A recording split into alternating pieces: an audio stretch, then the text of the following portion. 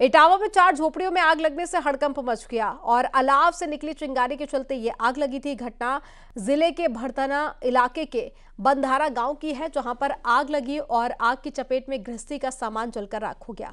आग से बड़ी तादाद में सामान, आभूषण और साथ ही नकदी समेत अन्य सामान भी जलकर खाक हो गए। तस्वीरें आपको दिखा रहे हैं।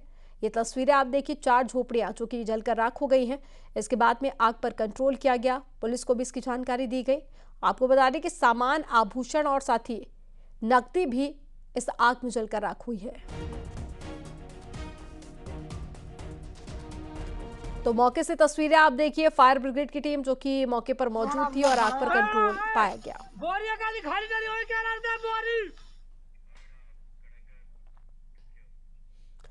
और रुक करेंगे एक बड़ी खबर का। फर्रुखाबाद में दुष्कर्म के आरोपी को फांसी की सजा सुनाई गई है। 64 दिन के भीतर कोर्ट ने अपना फैसला सुना दिया है। एक बड़ी जानकारी आपको दे रहे हैं। नाबालिग के साथ में दुष्कर्म के बाद में हत्या की थी।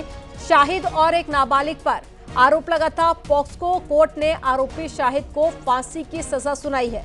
कोर्ट ने 2,20,000 रुपए का जुर्माना भी लगाया है। पुलिस ने चार्जशीट दाखिल कर 64 दिन में सजा दिलाई है। तो देखिए, पॉक्सो के तहत में मामला दर्ज किया गया था। नाबालिग के साथ में बलात्कार और उसके बाद में हत्या की गई थी, जिसके चलते कोर्ट ने 64 दिन के अंदर सजा सुना दी है। 2,20,000 रुपए का जुर्माना भी लगाया गया और इसके अलावा फांसी की सजा सुनाई गई है। तो एक बड़ी खबर आपको बता रहे हैं।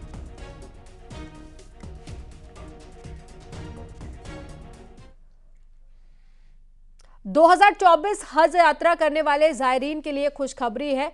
हज यात्रा के आवेदन की तिथि बढ़ा दी गई है और आवेदन की अंतिम तिथि 15 जनवरी तक बढ़ाई गई है। हज कमेटी ऑफ इंडिया ने अंतिम तिथि बढ़ा दी है और पहले आवेदन की जो अंतिम तारीख थी वो 20 दिसंबर थी और राज्य हज कमेटी संगठनों की मांग पर यह तारीख बढ़ा दी गई है। तो एक बड़ी खबर आपको बता रहे हैं, 20 दिसंबर थी जो कि अब बढ़ाकर 15 जनवरी कर दी गई है।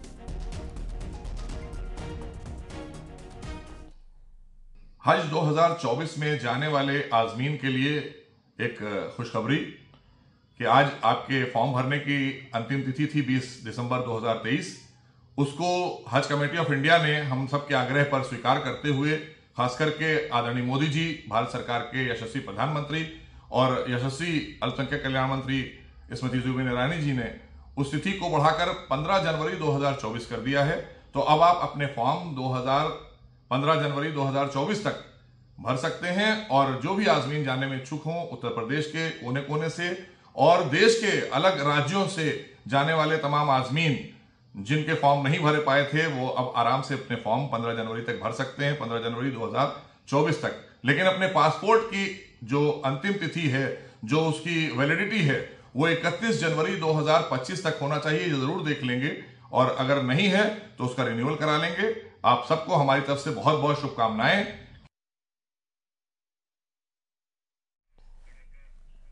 आगरा के सदर तहसील में रिश्वत के 10 लाख रुपए के मामले में एक्शन हुआ है और लेखपाल चौधरी भीमसेन पर रिश्वत की रकम लेने का आरोप लगा था।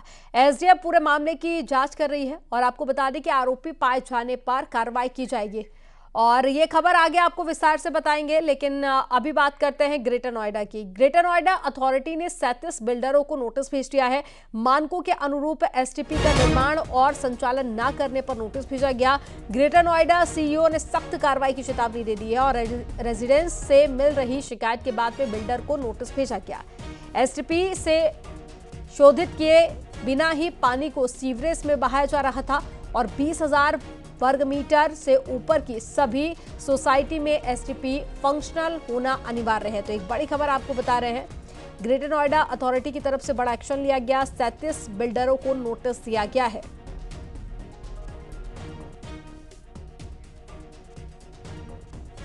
तो एसटीपी से शोधित किए बिना ही पानी को सीवरेज में बहाया जा रहा था और 20,000 वर्ग मीटर से ऊपर की सभी सोसाइटी में एसटीपी फंक्शनल होना अनिवार्य है, जो पूरी प्रोसेस थी उसको सही तरीके से नहीं किया गया, जिसके बाद में अब 37 बिल्डरों को नोटिस जारी किया गया है। और ज्यादा जानकारी के साथ में हिमांशु शुक्ला जुड़ गए। हिमांशु, ग्रेटर नोएडा अथॉरिटी की तरफ से एक बड़ा एक्शन लेते हुए 37 बिल्डरों को नोटिस भेजा गया है, कहां पर लापरवाही हुई थी और क्या सारा जानकारी? देखिए, आपको बता दें, ग्रेटर नोएडा अथॉरिटी ने 37 बिल्डर सोसाइटी हैं जिनको ये नोटिस भेजा है। दरअसल में लगातार रेजिडेंट इस चीज की शिकायत कर रहे थे कि जो नियम है उसके विरुद्ध लगातार बिल्डर अनदेखी कर रहे हैं, और खासतौर पर जिस तरीके से एसटीपी का पानी जो है वो ट्रीटमेंट के बाद ही सीवर में डालना चाहिए, लिहाजा इसकी अनदेखी की जा रही थी। और ऐसे में जल जो है वो ग्राउंड वाटर वो प्रदूषित हो रहा था, और इसी को देखते हुए 37 बिल्डर सोसाइटीज को ये नोटिस भेजा गया। और साथ ही यह भी कहा गया है जो लीज के नियम और शर्तें थी उसका पालन करना अनिवार्य है, लिहाजा कड़ी कार्रवाई की जाएगी। ये चेतावनी ग्रेटर नोएडा अथॉरिटी के सीओ ने दी है और 1 हफ्ते में स्पष्टीकरण और जवाब मांगा है। साथ तो ही 1 हफ्ते के अंदर अगर जवाब नहीं दे पाते हैं तो आगे एक्शन लिया जाएगा। जानकारी साझा करने के लिए बहुत शुक्रिया हिमांशु आपका।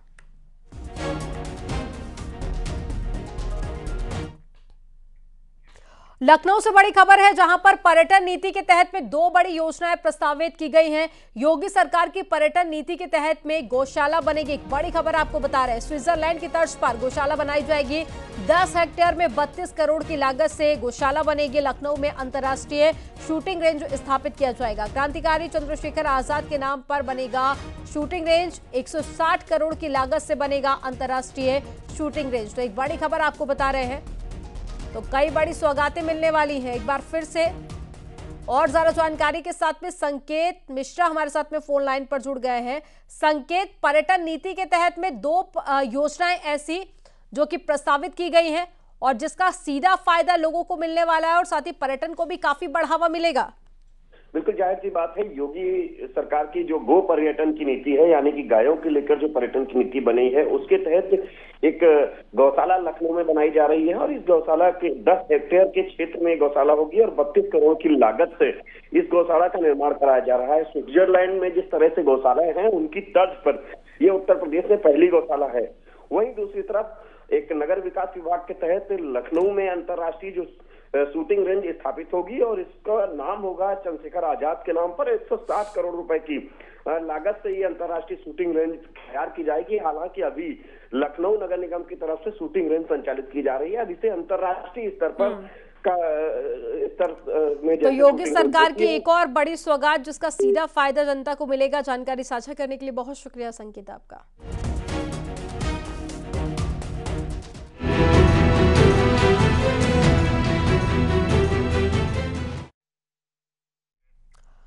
मुख्यमंत्री योगी आदित्यनाथ आज अयोध्या के दौरे पर रहेंगे। 11:30 बजे सीएम रामकथा पार्क हेलीपैड पहुंचेंगे और उसके बाद में मुख्यमंत्री हनुमानगढ़ी पहुंचकर दर्शन पूजन करेंगे। पूजन के बाद में दोपहर 12 बजे राम मंदिर निर्माण का अवलोकन करने पहुंचेंगे और दोपहर 12 बजे से 1 बजे तक सीएम योगी विकास कार्यों का स्थलीय निरीक्षण भी करेंगे। तो सीएम रेलवे स्टेशन और एयरपोर्ट का भी निरीक्षण करने पहुंचेंगे। मुख्यमंत्री 1 बजे सर्किट हाउस पहुंचेंगे और 1:30 बजे आयुक्त सभागार में विकास कार्यों और कानून व्यवस्था की समीक्षा बैठक करेंगे। सर्किट हाउस में 3 बजे संतों महंतों के साथ में मुलाकात का समय है, मगर सबसे पहले आज सीएम गोरखपुर से संत कबीरनगर जाएंगे, इसके बाद में अयोध्या पहुंचेंगे। तो मुख्यमंत्री योगी आदित्यनाथ आज जो अयोध्या के दौरे पर रहेंगे और दौरा बेहद खास, क्योंकि आज जब पहुंचेंगे सबसे पहले हनुमानगढ़ी पहुंचेंगे, उसके बाद में रामलला के दर्शन करने जाएंगे और उसके बाद में राम मंदिर का निर्माण कार्य का जायजा भी लेंगे। और साथ ही प्रधानमंत्री नरेंद्र मोदी का भी दौरा है अयोध्या का, तो ऐसे में प्रधानमंत्री के दौरे को लेकर क्या कुछ तैयारियां की गई हैं उनका भी निरीक्षण करने के लिए पहुंचेंगे। तो मिनट टू मिनट क्या कार्यक्रम रहेगा वो भी हम आपको बता रहे हैं। लेकिन आज मुख्यमंत्री जब यहाँ पर पहुंचेंगे तो तमाम जो विकास की सौगात मिलने जा रही है और उसी पर लगातार अयोध्या में काम भी चल रहा है। हर एक जगह पर जाकर निरीक्षण भी करेंगे, एयरपोर्ट भी पहुंचेंगे और साथ ही रेलवे स्टेशन भी जाएंगे। इसके अलावा और भी जो विकास पथ की सौगात लगातार योगी सरकार दे रही है अयोध्या को, एक एक कर सभी का निरीक्षण करने के लिए पहुंचेंगे। साधु संतों के साथ में मुलाकात का भी कार्यक्रम है।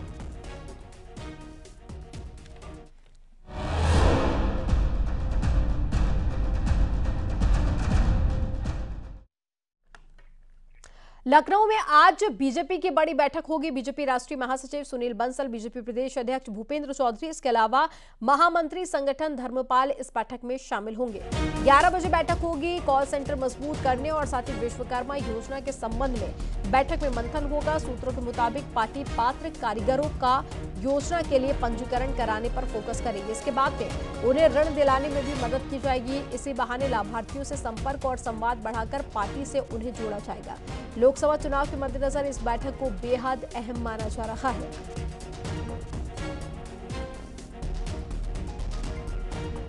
तो आज की बैठक बेहद खास, नजर 2024 की जीत पर और साथ ही विश्वकर्मा योजना जिसका ऐलान प्रधानमंत्री नरेंद्र मोदी की तरफ से किया गया था, उस पर आज मंथन किया जाएगा। इसके अलावा लोकसभा इलेक्शन को लेकर क्या कुछ रणनीति रहेगी, उस पर भी चर्चा की जाएगी। तो सुनील बंसल की मौजूदगी में ये बैठक होगी और बैठक बेहद खास मानी जा रही है। प्रदेश अध्यक्ष भी इसमें मौजूद रहेंगे, महामंत्री संगठन धर्मपाल भी इसमें शामिल होंगे। तो विश्वकर्मा योजना जिस पर चर्चा होनी है, साथ ही लोकसभा चुनाव को लेकर आगे क्या कुछ रणनीति बनाई जाएगी और क्या मुद्दे होंगे जिनको जनता के बीच में ले जाया जाएगा, इन तमाम मुद्दों पर आज इस बैठक में चर्चा की जाएगी।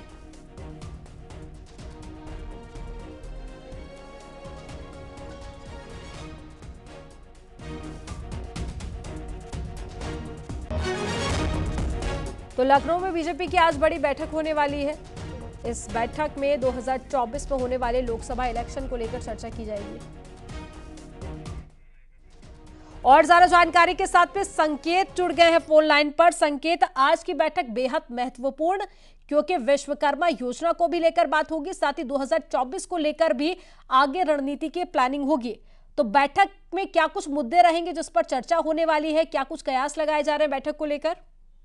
बिल्कुल, भारतीय जनता पार्टी की आज एक बड़ी अहम बैठक है और इसमें भारतीय जनता पार्टी के राष्ट्रीय महासचिव सुनील बंसल इस बैठक की अध्यक्षता करेंगे और 2 चरणों में बैठक होगी। पहली बैठक शुरू होगी 11 बजे से और उस 11 बजे की बैठक में जो संवाद संयोजक प्रमुख हैं वो बुलाए गए हैं सभी। उनके साथ में लोकसभा चुनाव की क्या तैयारियां हैं इसको लेकर मंथन किया जाएगा, अभियानों की समीक्षा की जाएगी। वहीं दूसरी तरफ फिर दूसरे चरण की जो बैठक शुरू होगी उसमें विश्वकर्मा योजना से संबंधित कि लाभार्थियों को किस तरीके से उस योजना का लाभ मिल रहा है और पार्टी पदाधिकारियों को बूथ स्तर पर किस तरह से इस योजना को आम जनता तक पहुंचाना है, इन सभी बिंदुओं पर चर्चा की जाएगी। तमाम अभियानों को लेकर मंथन किया जाएगा। तो जाहिर सी बात है इस बैठक में सभी जिला प्रभारियों को, क्षेत्रीय अध्यक्षों को बुलाया गया है और साथ ही 2024 के लिहाज से भी बैठक बेहद खास मानी जा रही है क्योंकि यूपी से ही दिल्ली का रास्ता होकर गुजरता है। तो ऐसे में मुख्य जो फोकस है वो उत्तर प्रदेश पर है बीजेपी का। जानकारी साझा करने के लिए बहुत शुक्रिया आपका।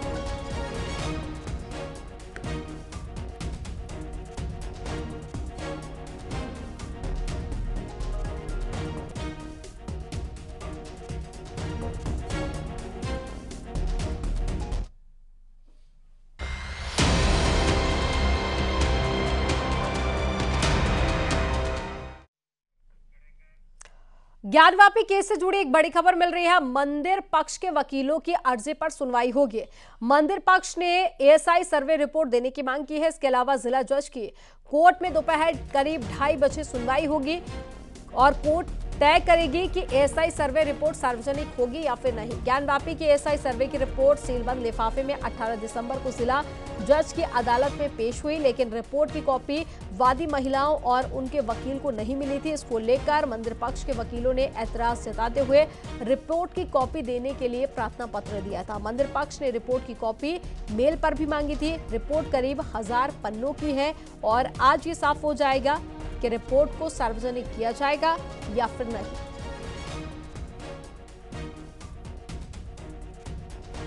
तो आज का दिन बेहद खास रहने वाला है। इससे पहले एएसआई ने सर्वे किया और अपनी रिपोर्ट पेश की थी कोर्ट में, लेकिन जो रिपोर्ट थी वो सीलबंद लिफाफे में पेश की गई थी, जिसको लेकर हिंदू पक्ष के वकील की तरफ से ऐतराज भी जताया गया। और ज्यादा जानकारी के साथ में उपेंद्र द्विवेदी फोन लाइन पर जुड़ गए। उपेंद्र, आज का दिन बेहद खास रहने वाला है। इससे पहले एएसआई सर्वे रिपोर्ट पेश की गई, उस वक्त भी ऐतराज जताया गया। आज सुनवाई होगी और ये साफ हो जाएगा कि रिपोर्ट सार्वजनिक की जाएगी या फिर नहीं। बिल्कुल, आज 2:30 बजे सुनवाई होगी, उसमें साफ हो जाएगा अदालत क्या आदेश देती है, क्या अदालत आज ही इस प्रार्थना पत्र पर आदेश देती है या फिर अगली तारीख पर, क्योंकि अब कुछ दिन बाद कोर्ट बंद होने जा रहे हैं। तो ऐसे में कोशिश यही होगी मंदिर पक्ष की कि आज ही मजबूत दलील दी जाए और आज ही इस पूरे मामले में फैसला भी आ जाए, क्योंकि फिर जनवरी में अगर कोर्ट बंद होती तो जनवरी में खुलेगी। तो इसलिए मंदिर पक्ष की कोशिश है कि आज ही इस पूरे मामले पर फैसला हो जाए, क्योंकि जो सर्वे रिपोर्ट है वो उसको सार्वजनिक नहीं करने की मांग ऑलरेडी जो मस्जिद पक्ष है वो कर चुका है और मंदिर पक्ष ने इसको अदालत से प्रार्थना पत्र देकर सर्वे रिपोर्ट उनके वकील को ईमेल के जरिए देने की मांग की है। बता दें कि इस पर जब पिछली 18 दिसंबर को जब सर्वे रिपोर्ट पेश हुई तो न्यूज 18 से बातचीत में खुद वकील विष्णु शंकर जैन ने कहा था कि ये सीधे सीधे सुप्रीम कोर्ट के आदेश का उल्लंघन है, क्योंकि सुप्रीम कोर्ट ने सीलबंद रिपोर्ट देने की कहीं भी बात नहीं कही थी। खुद उन्होंने इसके लिए राम मंदिर का भी उदाहरण दिया कि राम मंदिर में भी जो एसआई सर्वे की रिपोर्ट थी वो सील बंद नहीं थी, उसकी भी कॉपी दी गई। और उन्होंने कहा कि चूंकि सर्वे रिपोर्ट अगर इस पर फैसला हो जाता है, मिल जाती है, अगर यहाँ से उनको सर्वे रिपोर्ट नहीं मिल पाई तो इसके लिए वो सुप्रीम कोर्ट भी उपेंद्र, दोनों ही पक्षों की तरफ से अपना अपना तर्क रखा गया। उस दिन हमने हिंदू पक्ष को भी सुना, मुस्लिम पक्ष को भी सुना, लेकिन आज की सुनवाई बेहद ज्यादा महत्वपूर्ण मानी जा रही, तो संभावनाएं क्या बनती हुई नजर आ रही हैं? देखिए, अगर सुप्रीम कोर्ट के आदेश का जिसका जिक्र खुद विष्णु शंकर जैन कर रहे हैं, अगर उस आदेश को देखा जाए तो सर्वे रिपोर्ट वकीलों को मिल सकती है। इसके अलावा अगर राम मंदिर के ही एग्जाम्पल को देखा जाए तब भी सर्वे रिपोर्ट मिलने की बात सामने आ रही है। तो दलील तमाम सारी मंदिर पक्ष की ओर से दी गई है और उन्होंने इसके लिए सुप्रीम कोर्ट के आदेश का 4 अगस्त का भी हवाला दिया है कि जो 4 अगस्त से 2 नवंबर तक किए गए सर्वे की रिपोर्ट अदालत ने दाखिल की और 4 अगस्त को सुप्रीम कोर्ट ने कहीं भी सील बंद लिफाफे में सर्वे रिपोर्ट देने की बात नहीं कही है अपने ऑर्डर में, और ना ही इसको वकीलों को ना देने की बात कही है। तो ऐसे में ये रिपोर्ट दी जाए, ईमेल के जरिए दी जाए। अब देखना ये होगा कि अदालत आज क्या फैसला लेती है, और अगर आज फैसला लेती है तो कब तक, अगर मान लिया जाए कि मंदिर पक्ष के पर ये फैसला आ जाए और सर्वे रिपोर्ट देने का आदेश हो जाता है, तो ये सवाल अगला होगा कि आखिर फिर कब तक सर्वे रिपोर्ट अदालत में दाखिल बिल्कुल 1000 पन्ने की ये रिपोर्ट है और कब तक दी जाती है। अगर ये फैसला हिंदू पक्ष की तरफ आता है, ये भी देखना काफी ज्यादा अहम होगा। जानकारी साझा करने के लिए बहुत शुक्रिया उपेंद्र आपका।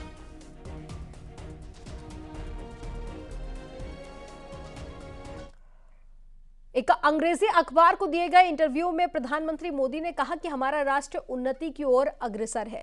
मुस्लिमों के लिए भारत की धरती जन्नत है। प्रधानमंत्री मोदी ने पारसी समुदाय का उदाहरण देते हुए कहा कि भारत के पारसियों की आर्थिक सफलता देखें। पारसी समुदाय अल्पसंख्यक है। दुनिया में अन्य जगहों पर उत्पीड़न का सामना करने के बावजूद उन्हें भारत में एक सुरक्षित आश्रय मिल गया है। वे खुशी से और समृद्ध होकर रह रहे हैं। इससे पता चलता है कि भारतीय समाज में किसी भी धार्मिक अल्पसंख्यक के प्रति भेदभाव की कोई भावना नहीं है।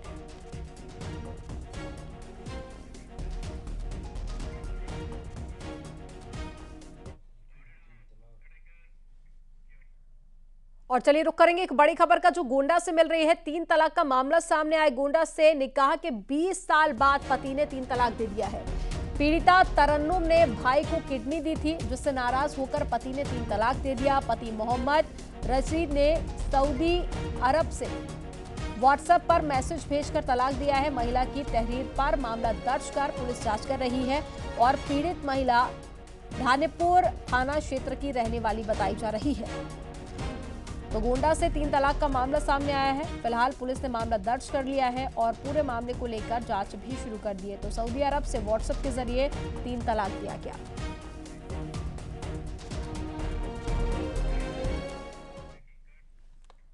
और चलिए रुक करेंगे एक और बड़ी खबर का। सीतापुर में 2 शिक्षक बर्खास्त किए गए हैं। शिक्षिका रेखा देवी और शिक्षक हरि ओम बर्खास्त कर दिए गए हैं। लगातार अनुपस्थित चलने पर बीएसए ने कार्रवाई की है और बीसीए की कार्रवाई से विभाग में हड़कंप मच गया है। तो एक बड़ी खबर आपको बता रहे हैं। सकरन विकासखंड क्षेत्र में तैनात थे दोनों शिक्षक, जिन्हें बर्खास्त कर दिया गया है। लगातार अनुपस्थित के चलते बर्खास्तगी की कार्रवाई की गई।